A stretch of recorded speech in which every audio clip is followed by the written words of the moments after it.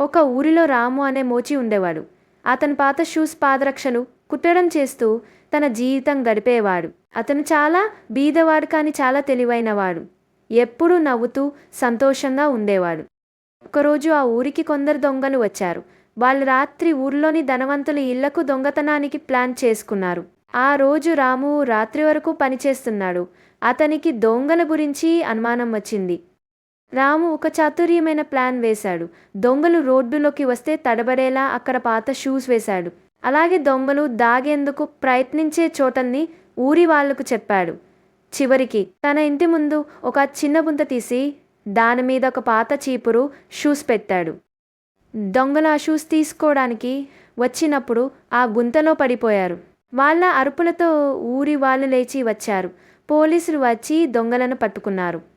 అంతా చూసిన తర్వాత ఊరి ప్రజలు రామును ఎంతో పొగిడారు.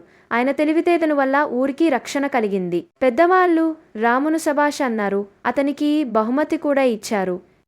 ఇప్పటి నుంచి రాము మామూలు మోచి కాదు, చతురమోచిగా మారిపోయాడు. అందరూ అతనిని గౌరవంగా చూడటం మొదలుపెట్టారు.